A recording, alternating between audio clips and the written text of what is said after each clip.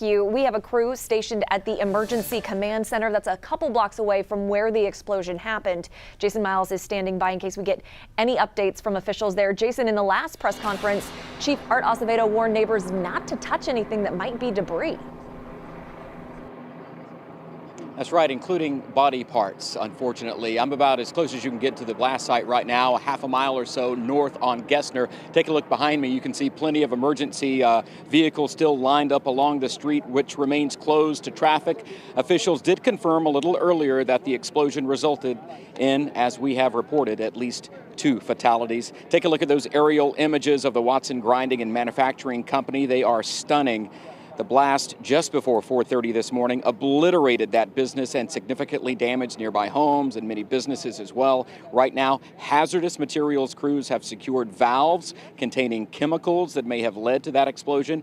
Meanwhile, firefighters told us they were actually letting a small fire burn off before investigators can go in and more closely examine what's left of this business. Take a little bit of a listen to what Chief Art Acevedo had to say. But let me just say right off the bat, we have no reason to believe, we have no evidence at this point that terrorism is involved. We don't have any evidence that an intentional act is involved. Having said that, when you have this type of incident, part of our protocol is to always conduct a criminal investigation.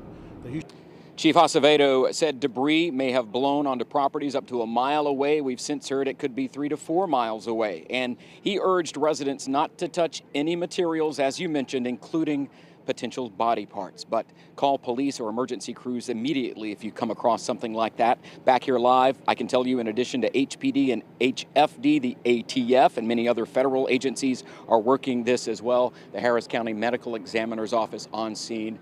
In addition to that, obviously, when you're dealing with fatalities, and again, right now, that number is 2 people who lost their lives during this blast. I have seen CenterPoint Energy making their rounds as well with an air quality monitoring vehicle. Right now, the air quality has been deemed safe, but that is under constant supervision. Back to you.